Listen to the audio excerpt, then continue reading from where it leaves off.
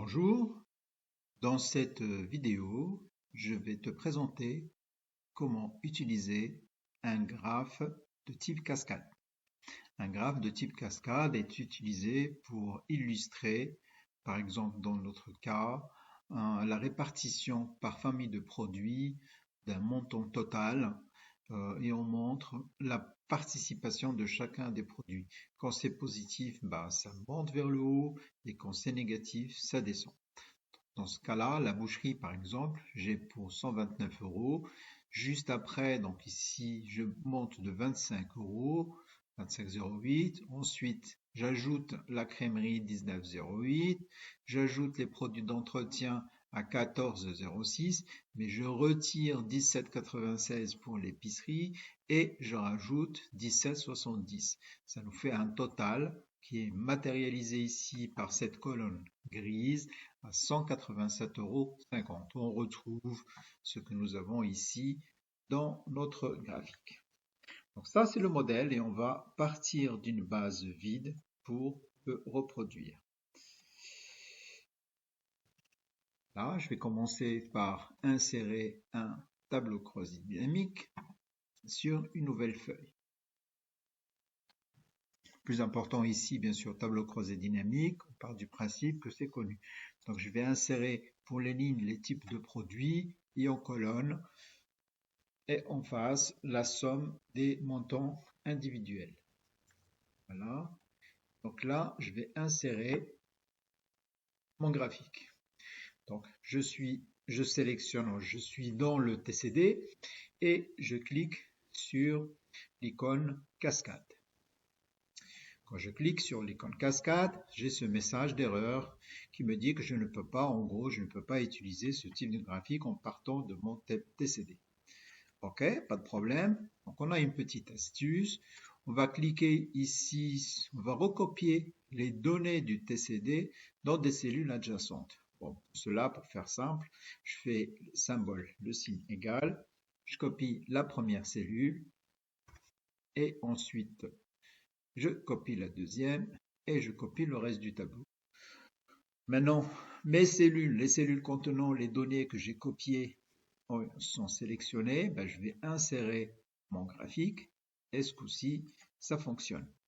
Et on observe que les cellules sélectionnées, les cellules que j'ai utilisées pour établir mon graphique sont un petit peu colorées pour indiquer comment elles sont utilisées. Je vais faire un clic droit sur mon graphique et je vais lui demander de sélectionner les données. Dans la plage de données du graphique, je vois que je suis dans la feuille 12 et les cellules utilisées vont de D3 à E10. Eh bien, c'est très simple. Je vais remplacer la lettre D par la lettre A et la lettre E par la lettre B. Et je clique sur OK. Et de ce fait, les données utilisées pour générer le graphique sont maintenant les données issues directement du tableau croisé dynamique. Donc je peux supprimer ces cellules qui m'ont servi pour établir la première version de mon tableau, de mon graphique. L'avantage de lier le graphique au TCD, en l'occurrence, si jamais les données changent, comme c'est le cas, le graphique va s'adapter. Pour moi, il suffit juste de faire actualiser et mes données changent et de ce fait, le graphique est dynamique et il change automatiquement. C'est pas fini. Ici, ce que je vous ai montré là, c'est que cette colonne représente l'addition, le total général. C'est très simple. Je reviens sur moi, je sélectionne cette colonne, je clique une première fois pour sélectionner toute la série et une deuxième fois pour sélectionner juste cette colonne. Je fais un clic droit et je choisis définir en tant que total. À partir du moment où je l'ai fait, boum, ça apparaît en tant que total. Maintenant, ce qui me manque, c'est d'afficher tout simplement les étiquettes de données.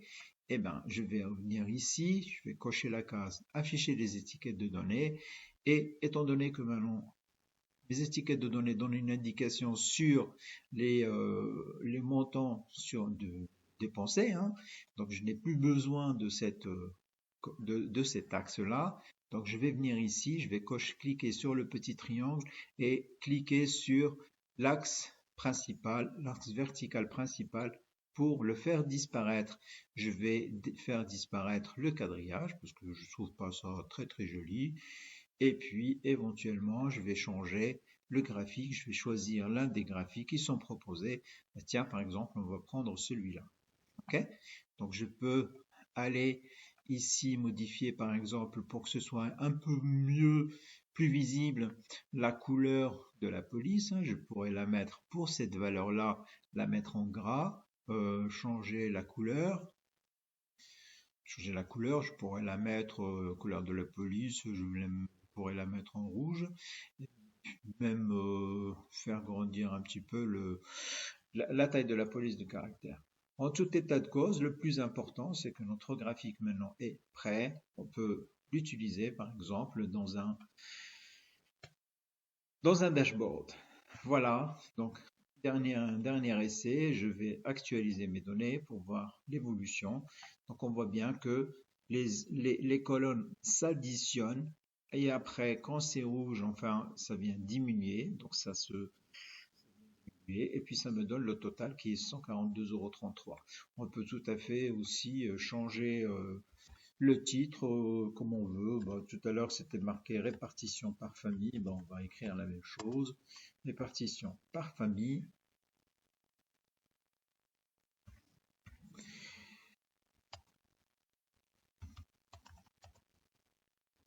Par famille de produits, ça pourrait être une répartition par service, par département, par tout ce que vous voulez. Ce qui compte, c'est de comprendre le principe et de pouvoir s'en servir. Voilà, donc j'espère que cette vidéo vous plaira et qu'elle vous sera utile. À très bientôt.